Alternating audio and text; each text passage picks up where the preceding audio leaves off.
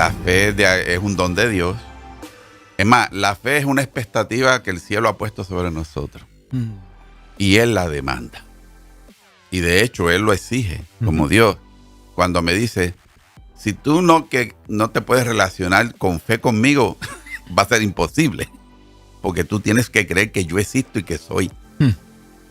Y la manera en que tú logras convicciones de mi realidad como Dios, y en la manera en que tú logras certeza en ti de que yo soy, es por fe. Por lo cual, la naturaleza misma de Dios exige fe.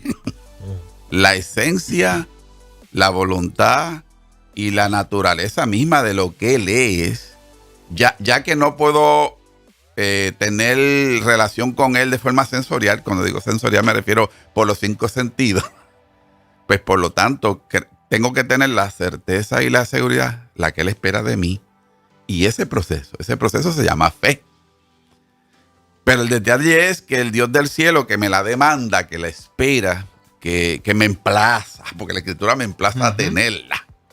Y de hecho, Él espera que yo la tenga. Él le añade otro componente más, revelado en la misma Escritura.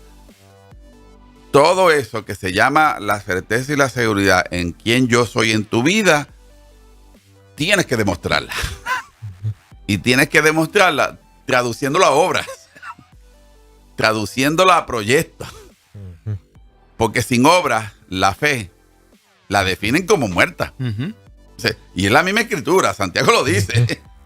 Si tú pretendes proclamar, magnificar, asegurar que tienes fe, no hay ningún problema, pero demuéstramelo con las obras de esa fe. O sea, por lo cual es una exigencia rigurosa, profundamente espiritual, teológica, vigente, relevante y pertinente. Entonces, claro, y esta es la pregunta. Si el Dios del cielo es el mismo que me exige que tengo que traducir esta convicción y esta certeza a obras, esta es la pregunta que nos hacemos en el renglón humano. ¿Cómo yo traduzco? ¿Cómo yo defino esa fe que se me exige? La convierto y la traduzco a obra. O sea, tengo que tener unos parámetros, tengo que tener por lo menos unas facultades, tengo que tener unas capacidades, tengo que tener un potencial que me hace traducirlo, porque quien lo espera es el cielo. Es una demanda del cielo mismo. Y de ahí entonces, claro, que la magnitud y la implicación de la fe, yo como persona, hermano, usted como individuo, usted tiene que asumirla.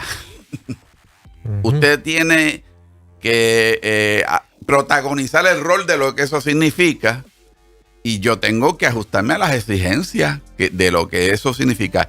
Y entonces, claro, ¿cómo lo hago? Y aquí entonces que estamos hablando del tema, la inteligencia y las implicaciones.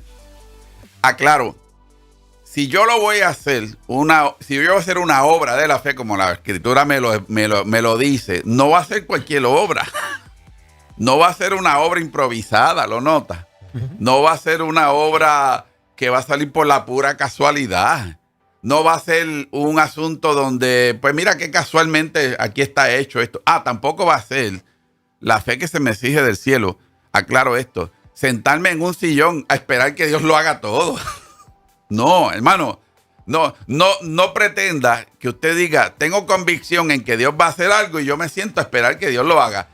Porque en el fondo, lo que se va a traducir en obra, alguien lo tiene que hacer.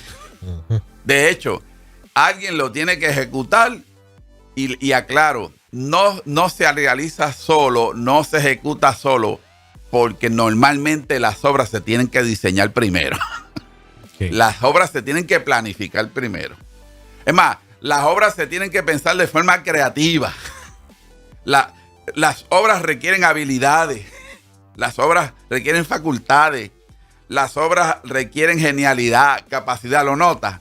Porque, por ejemplo, esta emisora, cuando Dios llamó de alguna manera a su fundador, don Jeñito, él no se sentó a esperar a ver si cómo caía la emisora construida y diseñada desde el cielo. No, hermano, eso no fue de esa manera. Él tuvo que moverse, agenciarse, sudarlo. Él tuvo que pedir, él tuvo que planificar, él tuvo que ser un estratega espiritual. Me estoy hablando en el sentido correcto, porque lo que es la propia y la más sagrada intención de Dios, como esa yo lo hago a través de unos medios que son totalmente electrónicos, de onda, de un canal. Sí. Aclaro que cuesta dinero, que cuesta estrategia, que cuesta montar equipo, montar torres. ¿Lo nota? Pues por lo tanto esas torres no se montan solas. Esos equipos no se consiguen solos. Por lo tanto, es como alinearnos a la intención de Dios, hermano. La fe es alinearse a las intenciones más sagradas, más santas e inclusive hasta más secretas de Dios. Y cuando yo me alineo a eso, entonces, observen esto, mi vida se tiene que transformar en el cauce de las intenciones de Dios. Eso es fe. Vuelvo y lo repito, cuando mi vida se convierte en el cauce de las intenciones de Dios y yo materializo el mover de Dios y las prerrogativas de Dios, hermano, ahí yo puedo decir, tengo fe, porque estoy traduciendo la voluntad de Dios a hechos tangibles, a hechos, lo que se llama reales, visibles, sensorialmente los puedo ver, los puedo palpar, los puedo disfrutar. Pero aclaro, todo ese proceso requiere inteligencia. Oiga, y me llama mucho la atención porque qué ironía los que de alguna forma, por ejemplo, yo que he estado en medios de comunicación seculares, aquellas personas que tienen una postura atea, ¿verdad?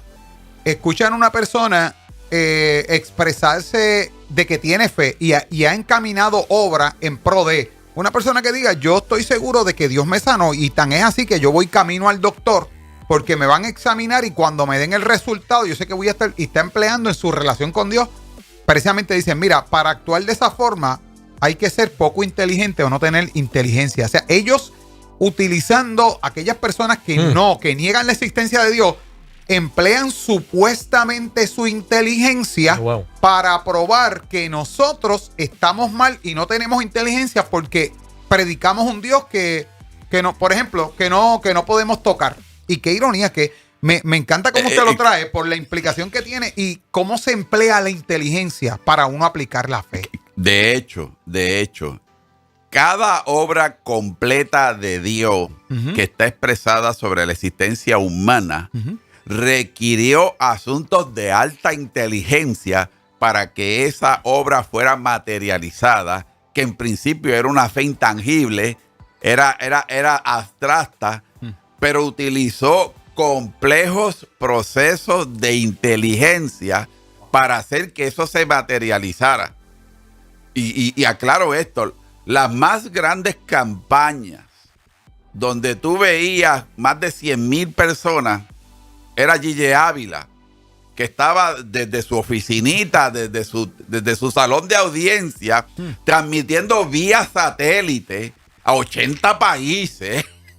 Y eso era una transmisión que requería, hermano, coordinar una transmisión de esa naturaleza, generar una transmisión de esa naturaleza y hacer que una transmisión de esa naturaleza se diera. Hermano, no seamos ingenuos. Requería procesos de inteligencia bien coordinados, bien sofisticados, de creatividad, de tener capacidad para hacer eso, de tener las convicciones y no solamente eso, de tener la sabiduría, de encajar unas cosas con la otra. Y de momento, hermano, si alguien piensa que la transmisión más grande que ha habido en Puerto Rico es de alguien secular, no, fue de alguien cristiano que se llama Gille Ávila, que lo dejó plasmado en la historia. De hecho, puedo decir esta palabra, me encanta. El Estadio Nacional de Ciudad de México, que cabían 90,000 personas, nuestro hermano Gille Ávila lo llenó. Y eso no fue solo. Es decir, la fe y la convicción de que Gigi Ávila iba a proclamar el mensaje para México, pero claro, gestionar para un estadio de capacidad en aquella época, estamos hablando hace 40, 50 años atrás, llenar 90,000 personas, mire mi hermano, en un estadio en aquella época. Y en algunos estadios varias veces. Y en algunos estadios, muy bien, corrido varias veces. El proceso, hermano, el proceso. Voy a singularizar el proceso. El proceso requirió de unas coordinaciones complejas, de unos acuerdos trascendentales, de asuntos que había tanta cosa que coordinar. Escuche esto, que había tanta cosa que coordinar, hermano, que eso ninguna persona llamada tonta podía hacerlo. Eso requería de un rigor de inteligencia sagrada y de un proceso de inteligencia. Por lo tanto, este es el tema. ¿Cómo la inteligencia está implicada en los procesos de fe? Hermano, estoy cambiando un paradigma. Estoy cambiando aquí un paradigma en estas expresiones. Tu convicción y mi convicción. Dile a Dios, Dios, dame espíritu de inteligencia y dame espíritu de sabiduría. Porque esta convicción y esta certeza que yo tengo de ti, que le adjudico y la defino como fe, se tiene que traducir, más dame las herramientas de la inteligencia y la sabiduría para yo concretarla en obras reales y visibles. Ahí está la clave, hermano, ahí está la clave. Pero no es la inteligencia del mundo. No le pida a Dios, dame la inteligencia que tiene el ser humano. No. Dame la inteligencia que proviene de ti, porque tú eres el Dios que provees inteligencia a través de tu espíritu de inteligencia. Para yo hacer que estos asuntos se materialicen.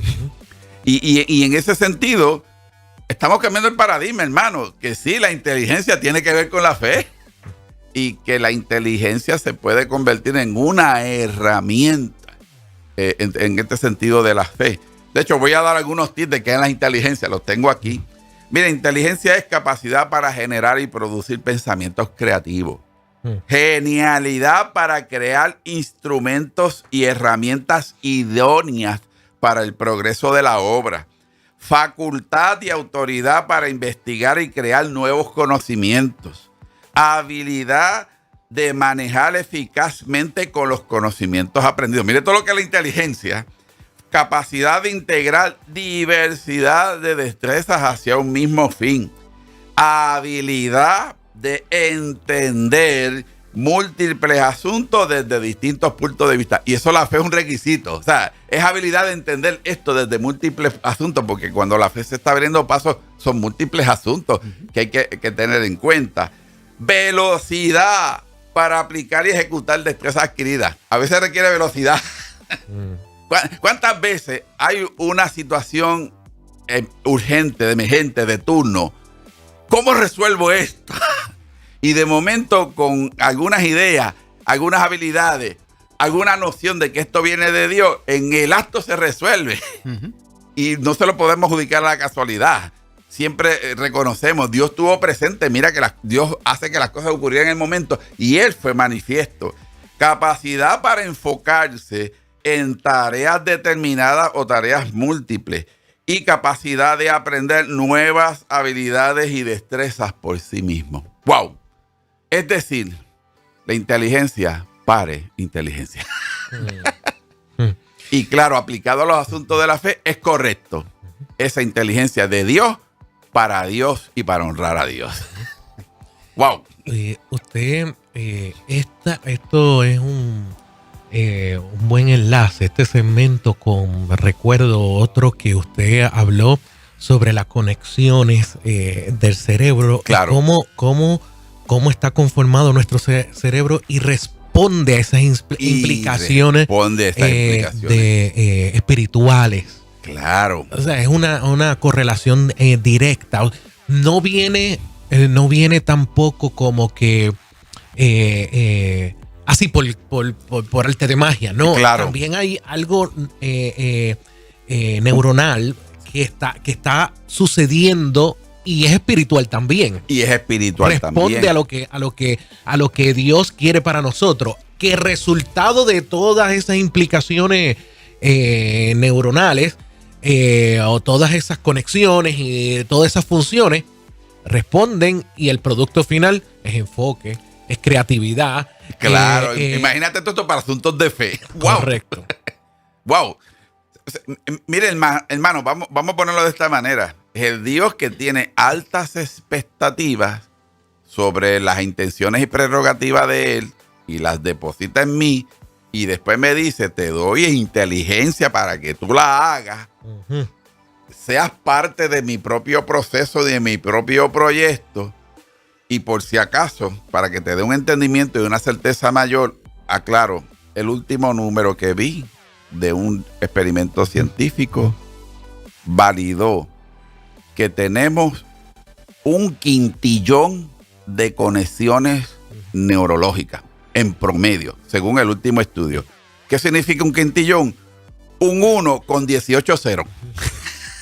Un 1 con 18 ceros por ahí de conexiones en el cerebro que todas unánimes se alinean a un proceso cuando la persona está en un rigor de creencias y de convicciones y de certeza, pues por lo tanto todo ese quintillón de conexiones se alinean para que la voluntad de Dios se abra paso.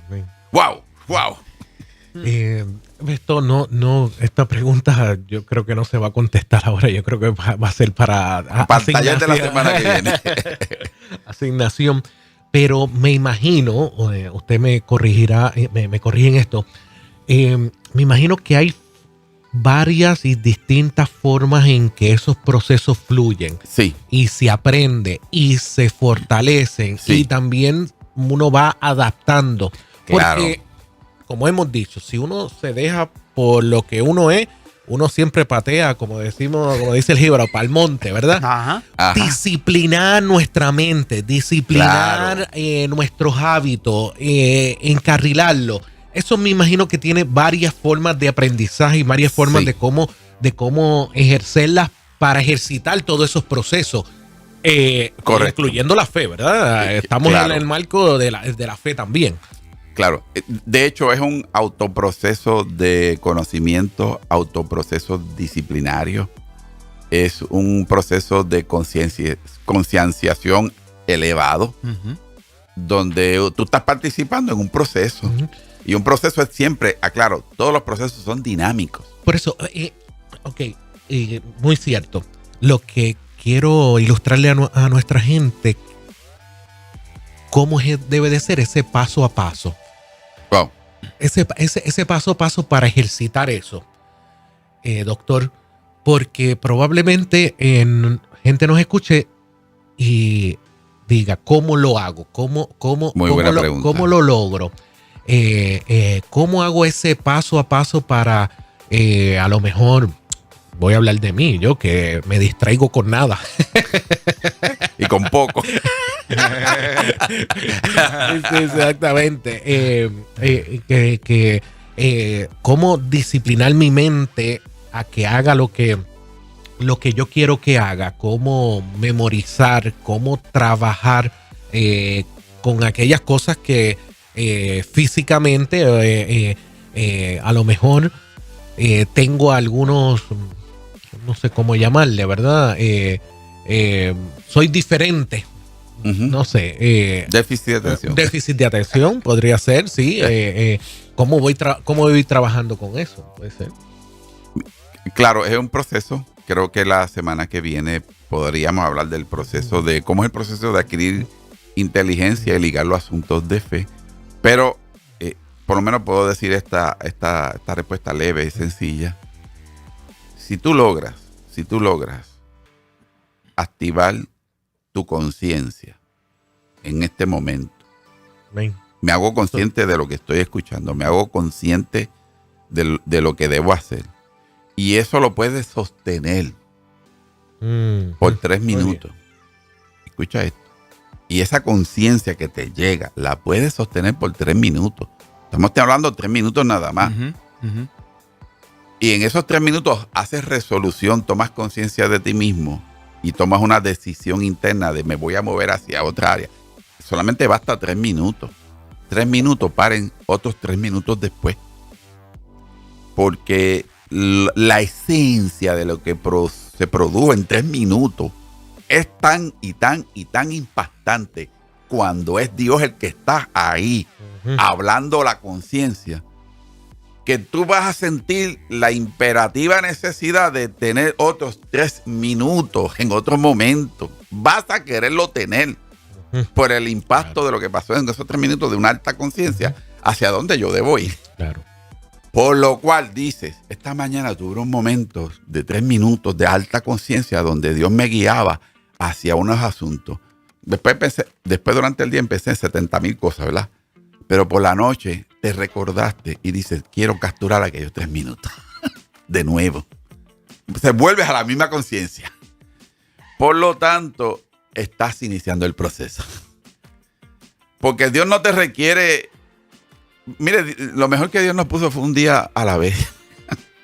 Diciéndonos, logra hoy lo que hoy se supone que tú debes lograr.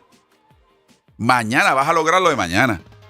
Por lo cual, si tú adquiere una conciencia de 3 minutos promedio, de un grado de conciencia elevada en Dios, de quién eres tú y tu naturaleza, el impacto va a ser tan grande que tú vas a desear volver a tener 3 minutos en otro momento del día, en la noche o antes de acostarte, y lo logras por una segunda vez. Pero ¿sabes una cosa? Lo vas a lograr después por una tercera vez, por una quinta, por una número 20. Por lo tanto, es un proceso que te va a ir haciendo cambios graduales, cambios sutiles, pero cambios al fin. ¿Ok? Claro. Porque un niño no nació con toda la escuela. El niño lo llevamos a kinder. Y ese niño que llevamos aquí, escuchen, ese niño que llevamos a kinder hoy es el médico más sofisticado del mundo. Pero tuvo que empezar en un kinder. O sea, usted y yo soy doctor, yo soy especialista del cerebro, pero yo empecé en un kinder. Un kinder es en lo más elemental de la vida, en términos educativos, porque una cosa va después de la otra. Claro.